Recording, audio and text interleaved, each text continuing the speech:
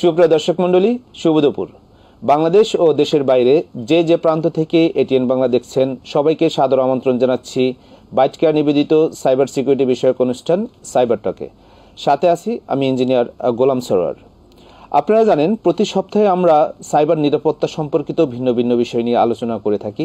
তারই ধারাবাহিকতায় আজকে আমাদের আলোচনার বিষয় সাইবার নিরাপত্তায় কৃত্রিম বুদ্ধিমত্তা অর্থাৎ আর্টিফিশিয়াল ইন্টেলিজেন্সের সুযোগ এবং হুমকি।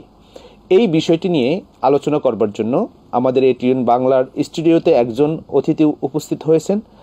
সাথে আছেন Mehedi Hasan PhD, COO BJIT, এবং আমাদের সাথে ভার্চুয়ালি যুক্ত হয়েছেন Chittagong university of engineering and technology সুয়েট থেকে কম্পিউটার সায়েন্স অ্যান্ড ইঞ্জিনিয়ারিং ডিপার্টমেন্টের প্রফেসর ডক্টর কৌশিক দেব।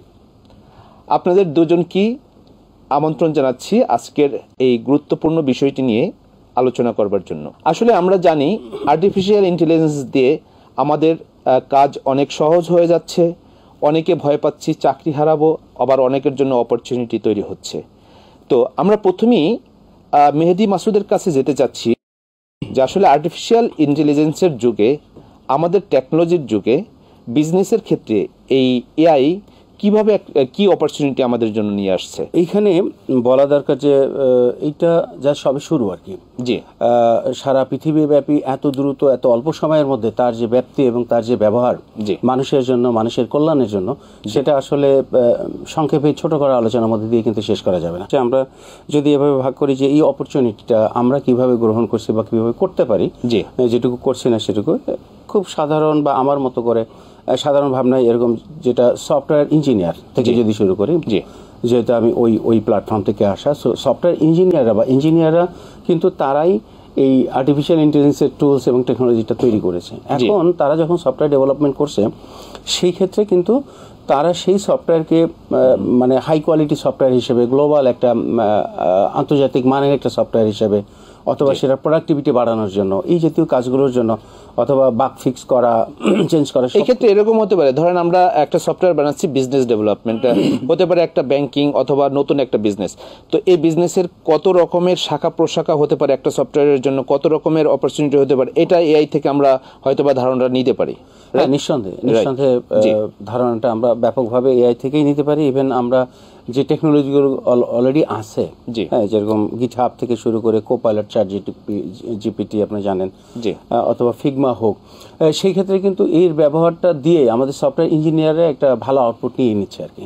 সেটা আবার একই সাথে যদি ওইটাকে এরকম বলা হয় যে কোম্পানিগুলো কি করছে অন্য বিজনেসের জন্য, যেটা কোশ্চেন করছিলেন, সেটা ক্ষেত্রে দেখেন যে প্রচুর পরিমাণ, আমি একেবারে খোলামেলাভাবে যে 100 মানে 100 টুলস এবং ইআই বেস টুলস, ফোকাস টুল যেটা আছে, যেটা ব্যবহার হচ্ছে আমরা আইটি কোম্পানিগুলো থেকে শুরু করে সমস্ত মার্কেটের সমস্ত বিজনেসের জন্য ডিফারেন্ট টাইপ অফ টুলস, যেরকম প্রজেক্ট ম্যানেজমেন্ট, ডেটা ম্যানেজমেন্ট, অথবা আপনার human resource, AI based human resource, AI based আপনার সাইবার সিকিউরিটি, সমস্ত এরিয়াতে টুলসগুলো অ্যাভেলেবেল, এবং আমরা কিন্তু সঠিকভাবে এটা ইউজ করছি। আরও একটা পয়েন্ট এখানে একটু বলা দরকার, এটা গেল এই ক্ষেত্রে আইটি এবং সফটওয়্যার ডেভেলপমেন্টের ক্ষেত্রে। বাট আমাদের দেশের যেরকম গার্মেন্টস কোম্পানিগুলোতে কি হচ্ছে, তারা কিন্তু অলরেডি ব্যাপকভাবে এর ব্যবহার এবং চাহিদা, that means physical artificial intelligence use করছে রোবটের ভিতরে, রাইট, এবং সেটা তারা কিন্তু এবং অনেকটা সাকসেস হচ্ছে, অনেকটা মানে যথেষ্ট আমাদের দেশে কি ইউজ হচ্ছে ব্যাপকভাবে। এবং আপনি খোঁজ নিয়ে দেখবেন যে এরকম আরএমজি যে বড় বড় প্রতিষ্ঠানগুলো, আন্তর্জাতিক মানের প্রতিষ্ঠানগুলো, তারা কিন্তু অটোমেশনগুলো করে ফেলছে সমস্ত কিছু, এবং সেইখানে আপনার রোবট আর্মস সেটা ইউজ করছে সুইং এর ক্ষেত্রে, আবার কাটিং এর ক্ষেত্রে এইগুলো তারা ইউজ করছে। আবার অন্য ক্ষেত্রে বাংলাদেশের জন্য, আমরা যেহেতু অপরচুনিটির কথা বলছি, সেই কারণে বাংলাদেশের জন্য যেটা গুরুত্বপূর্ণ আমার কাছে মনে হয়েছে যে এরকম একেবারেই সাধারণ কথাগুলো, যে টপ ভিউ থেকে যদি দেখি, যেরকম এর মধ্যে আপনার টেলিমেডিসিন, তারপরে আপনার যে টেস্টিং অথবা আপনার অ্যানালিসিসগুলো করে আর কি, ডায়াগনোসিস, সেটা মেডিকেলের ক্ষেত্রে, সেটাতে কিন্তু আমরা এটার ব্যাপক ব্যবহার করতে পারি, যেটা করা দরকারও।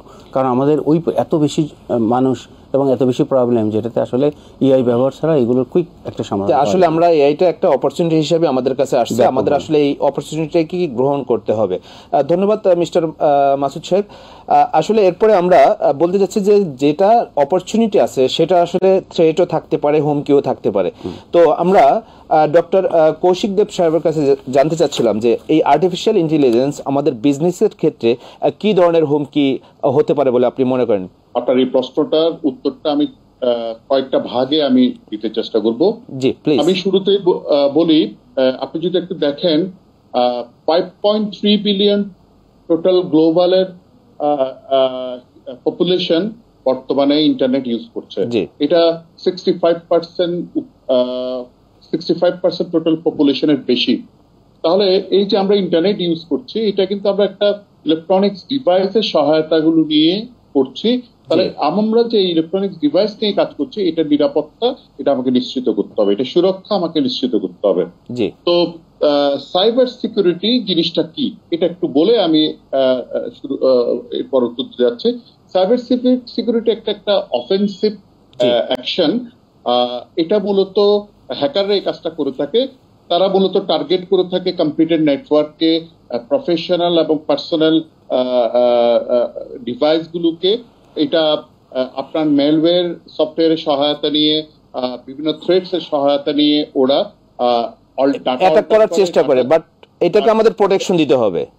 হ্যাঁ, এখানে আমি যে থ্রেড গুলো নিয়ে আমাকে একটু থ্রেড গুলো নিয়ে একটু বলে তারপরে আনসার দিতে চেষ্টা করবো, তাহলে দর্শকরা মনে বুঝতে পারবে। দেখেন 2016 সালের 4 ফেব্রুয়ারি ওয়ার্ল্ডের সবচেয়ে বিগেস্ট ডিজিটাল থ্রেফটের ঘটনা হয়েছে। $8.1 মিলিয়ন বাংলাদেশ ব্যাংক থেকে চুরি হয়েছিল। হ্যাঁ, এটা হ্যাকাররা আমাদের বাংলাদেশ ব্যাংকের যেখানে মূল সার্ভার, ওখানকার প্রিন্টারের পোর্টটাকে ইনএক্টিভ করে রেখেছিল। হ্যাঁ, তো ফলে প্রিন্ট করতে পারেনি। যেদিন 6 তারিখের পরে যেদিন ওয়ার্কিং ডে হলো, অন্য একটা প্রিন্টার নিয়ে এসে প্রিন্ট করার পর দেখতে পেল যে $101 বিলিয়ন এটা ট্রান্সফারের জন্য রিকোয়েস্ট এসছে।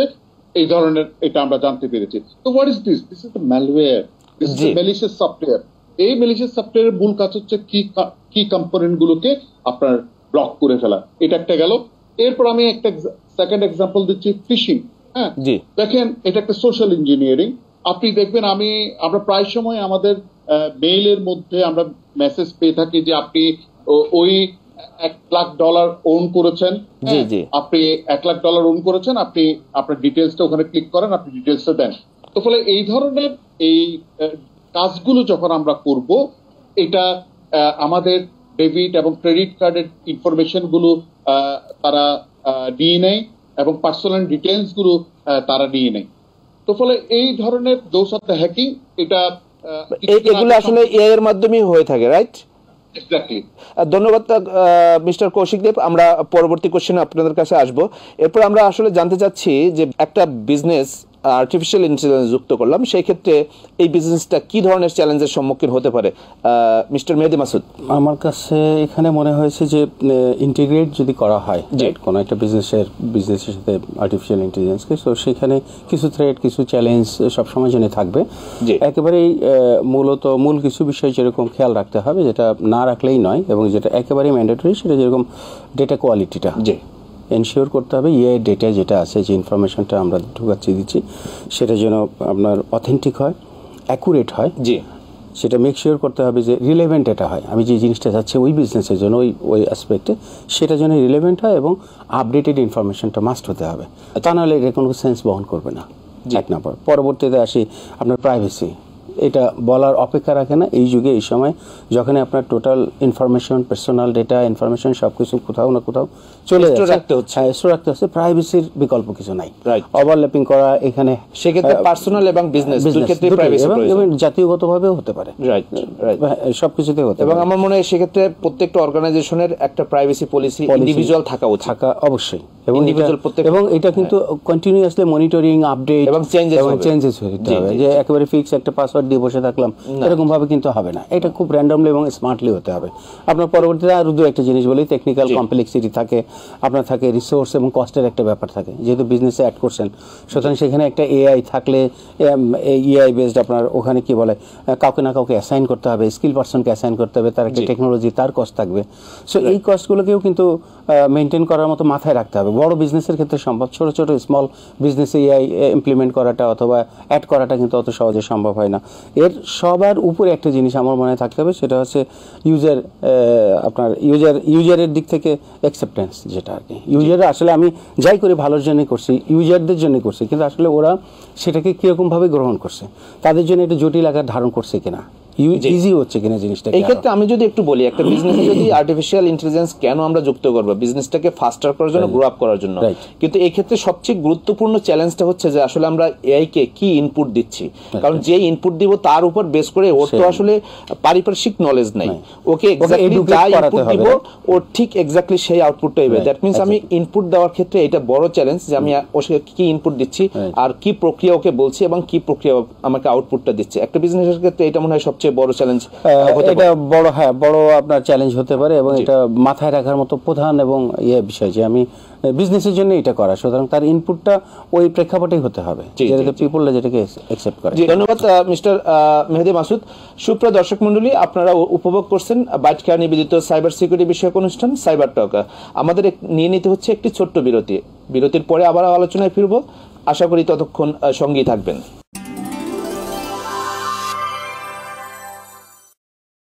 বিরতির পরে আবারও আলোচনায় ফিরে আসছি। আমরা যাচ্ছি ডক্টর কৌশিক দেবের কাছে। আসলে সাইবার হুমকির প্রভাব কমানোর জন্য এআই কে কিভাবে আমরা ব্যবহার করতে পারি? আমি 3-4টা ওয়ে আমি আপনাকে বলতে যাচ্ছি। সাপোজ যে মেইলগুলো আমাদের ম্যালিশিয়াস মেইল, এগুলো কিভাবে হ্যান্ডেল করতে হয়, একটা অফিসের যারা টেকনিক্যাল পারসন বা যারা ইউজার, তাদেরকে ট্রেন আপ করতে হবে। এই ধরনের সিচুয়েশন অ্যারাইজ করলে এটা কিভাবে আমি এটা হ্যান্ডেল করব। এরপর স্যান্ড বক্সিং নামে একটা টেকনিক আছে, যেখানে এটা one kind of web browser, সে ওটার মাধ্যমে এনশিওর করা যেতে পারে।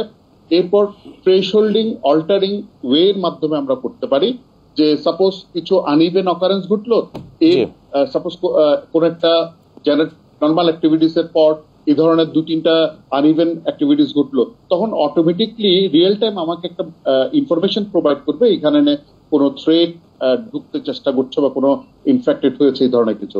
এছাড়াও আমরা কন্টিনিউয়াসলি আমাদের সিস্টেমটাকে ওএস এবং এগুলোকে আপডেট করতে হবে, এবং যেসব পাবলিক প্লেসে যে আমরা ওয়াইফাই গুলো আছে, এগুলো আমরা চেষ্টা করব অ্যাভয়েড করার জন্য ডাটা অ্যাক্সেসিং এর কাছে।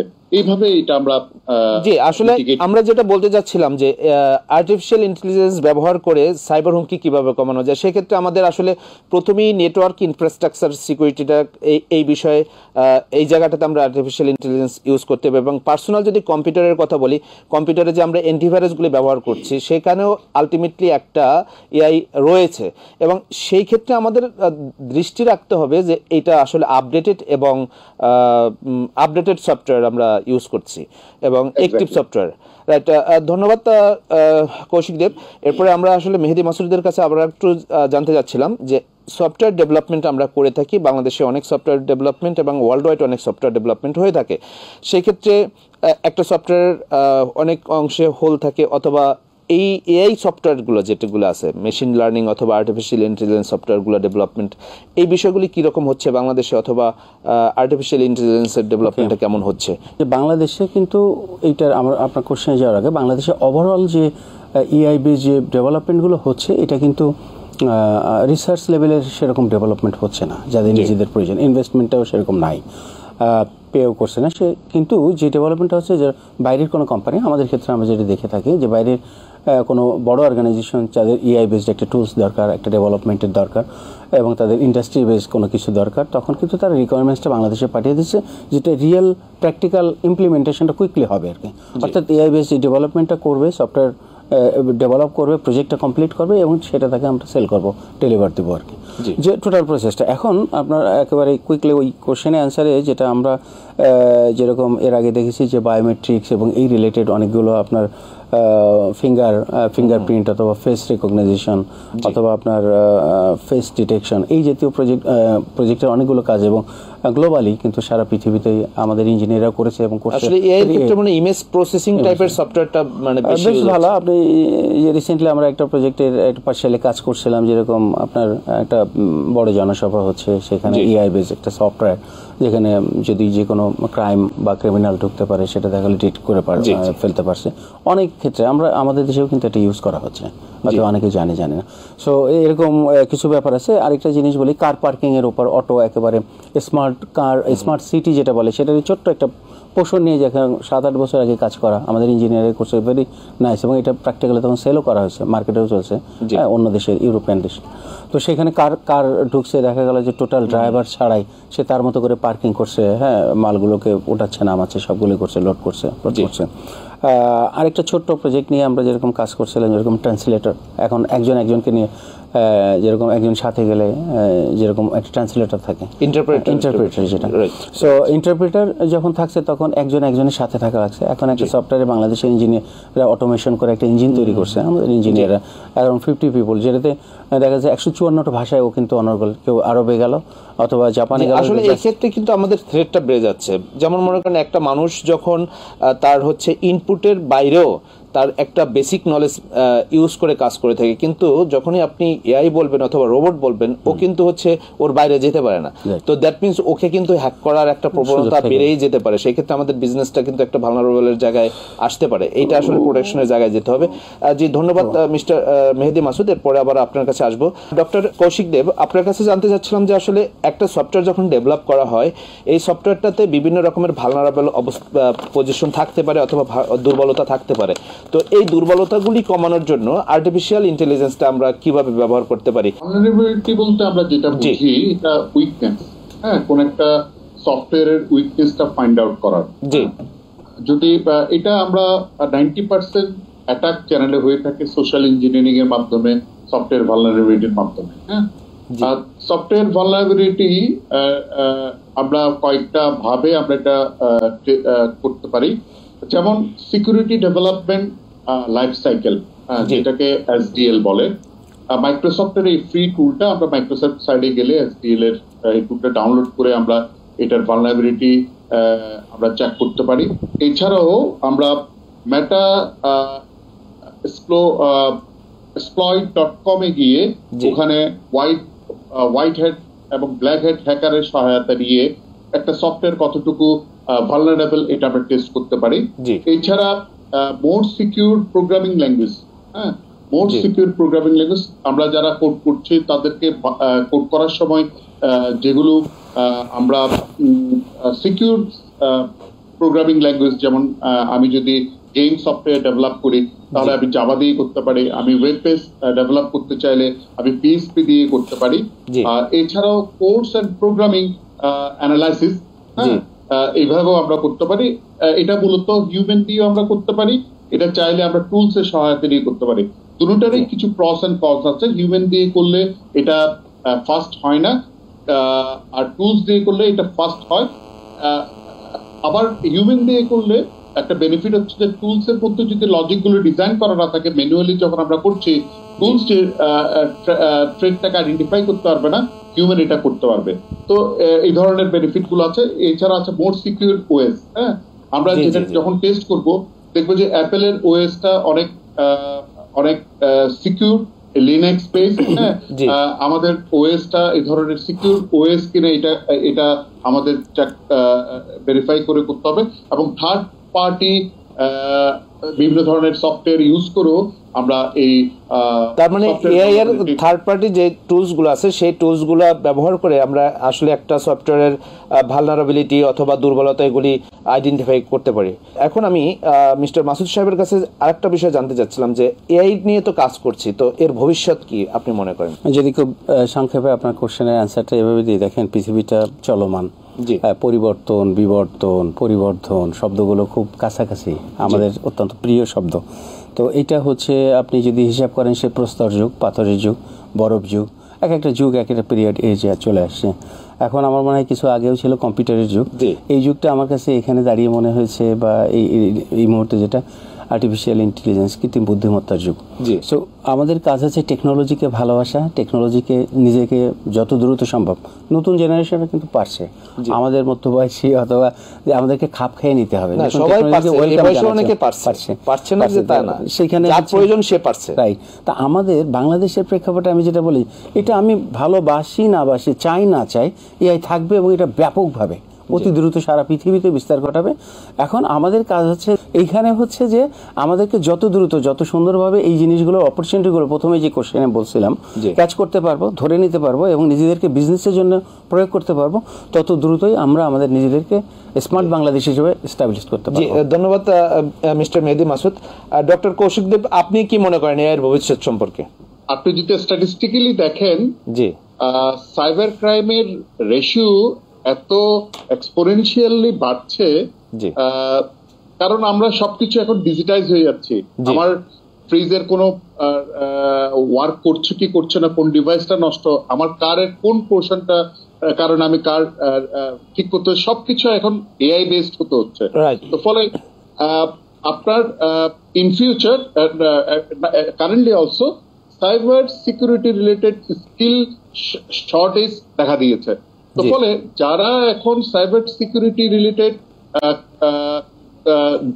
ডিগ্রি অর্জন করবে, অথবা যারা কম্পিউটার সায়েন্স গ্রাজুয়েট হয়ে সাইবার সিকিউরিটি রিলেটেড ফিল্ডগুলোতে হায়ার কোর্সগুলো করে দিবে, তাদের জন্য জব অপেক্ষা করছে।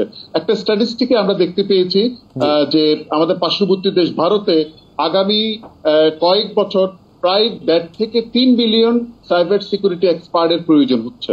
1.5 থেকে 3 মিলিয়ন। এবং অস্ট্রেলিয়া তারা 2040-এ সাইবার সিকিউরিটিকে তারা one of the leading country হিসেবে ডিক্লেয়ার করেছে এবং সাইবার সিকিউরিটিকে তারা ট্রাস্ট সেক্টর হিসেবে ডিক্লেয়ার করেছে।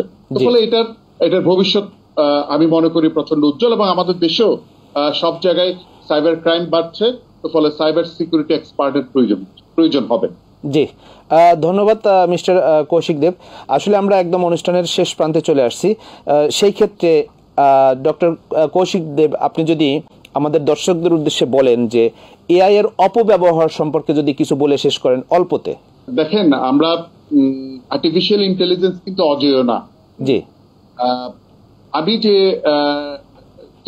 এআই টুলসটা ইউজ করছি, একজন হ্যাকার যদি ওই লজিকটা যদি পেয়ে যায়, তাহলে সেটাকে ম্যানিপুলেট করতে পারে। হ্যাঁ, তো ফলে এই যে আমরা এখন বিভিন্ন মোবাইলে বায়োমেট্রিক অথেন্টিফিকেশন আমরা করছি, হ্যাঁ, এটা কিন্তু ভবিষ্যতে ম্যানিপুলেট করার প্রচুর সুযোগ রয়েছে। হ্যাঁ, এটা সার্ভিলেন্সের কাজে ব্যবহার হতে পারে, এবং এটা আপনার প্রাইভেসির কাজেও এটা ব্যবহৃত হতে পারে। দেখেন, আপনি পাসওয়ার্ড চাইলে কিন্তু চেঞ্জ করতে পারেন, কিন্তু যখন আপনি ফিঙ্গারপ্রিন্ট দিয়ে বায়োমেট্রিক অথেন্টিকেশন করছেন, আপনি কিন্তু এটা চেঞ্জ করতে পারবেন না। দেখেন, 2019-এ এটা $8.8 বিলিয়ন সাইবার সিকিউরিটি বাজেট ছিল। 2026-এ এটা 38.2 বিলিয়ন এটা বাজেট হতে যাচ্ছে। আর যদি কোন একজন হ্যাকারের কাছে সাইবার সিকিউরিটি টুলস গুলো যদি চলে যায়, হ্যাঁ, সে আরো অনেক সফিস্টিকেটেড অ্যাটাক করতে পারবে ভেরি কুইকলি, এবং সে ম্যালওয়্যার ইউজ করে এটা খুব ডিফিকাল্ট হয়ে যাবে। তো ফলে those are the misuse of the cyber security in AI. জি, ধন্যবাদ মিস্টার কৌশিক দেব। মাসুদ সাহেব, যদি আমাদের দর্শক একদম শর্টে 30 সেকেন্ডে কিছু বলেন। আসলে আবার ওই একই কথা, প্রায় খুবই ইম্পর্টেন্ট, কিন্তু পৃথিবীর সাথে যদি খাপ খেয়ে চলতে হয়, বাংলাদেশে আমি নিজেকে যদি নিজের মতো করে এগিয়ে নিয়ে যেতে চাই, তাহলে এবং বিজনেস ওরিয়েন্টেড হই, তাহলে কিন্তু এআই এর সর্বোচ্চ ব্যবহার এবং এআই এর ছাড়া কোনো বিকল্প নাই। এটা মাথায় রাখতে হবে, মনে রাখতে হবে। যে আগে শুরু করবে, স্মার্টলি শুরু করবে, সে এগিয়ে থাকবে। জি, ধন্যবাদ মিস্টার মাসুদ সাহেব। সুপ্রিয় দর্শক মণ্ডলী, আপনারা এতক্ষণ উপভোগ করলেন বাইট কেয়ার নিবেদিত সাইবার সিকিউরিটি বিষয়ক অনুষ্ঠান সাইবার টক। আসলে আজকে আমাদের বিষয়টি ছিল আর্টিফিশিয়াল ইন্টেলিজেন্সের ব্যবহার, এর সুযোগ, অপরচুনিটি এবং থ্রেট। তো সেক্ষেত্রে আমরা আগেও বলছি যে একটা যে কোনো জিনিসের যখনই কোনো অপরচুনিটি থাকে তার থ্রেটও থাকে। তো এই থ্রেটটাকে, এই অপরচুনিটিকে যারা নেগেটিভলি ইউজ করে তাদের ক্ষেত্রেও এটা অপরচুনিটি, এবং তারা এটা ব্যাডলি ইউজ করে আমাদেরকে অনেক হ্যারাসমেন্টের শিকার করতে পারে। বিশেষ করে আমরা যারা সোশ্যাল মিডিয়ায় ব্যবহার করে থাকি এবং আমাদের ছবিগুলি বিশেষ করে ইমেজ প্রসেসিংয়ের মাধ্যমে অনলাইনে যারা এআই ইমেজ প্রসেসিং করে থাকে, সেক্ষেত্রে ব্যাড ইমেজ অনেক ক্ষেত্রে তৈরি করে তাদের কাছ থেকে অনেক রকমের ব্ল্যাকমেলিং করার ট্রাই করে থাকে। তো আমরা সকলেই ফেসবুকে অথবা সোশ্যাল মিডিয়ায় যে কোনো জায়গায় ছবি দেওয়া থেকে সতর্ক থাকবো। আসলে আমার কোন ছবিটা পাবলিক করব, কোনটা আমি কি পাবলিকলি প্রকাশ করব আর কোনটা করব না, এই বিষয়ে আমাদেরকে নিজেদেরকে সতর্ক হতে হবে, না হয় আমরা নিজেরাই বিপদে পড়ব। তো আশা করি আপনাদের অনুষ্ঠানটি ভালো লাগবে। আজ এ পর্যন্তই, দেখা হবে আগামী সপ্তাহে, আগামী শনিবার দুপুর 1টা 25 মিনিটে। সে পর্যন্ত সবাই ভালো থাকুন, সুস্থ থাকুন, সুরক্ষিত থাকুন। আল্লাহ হাফেজ।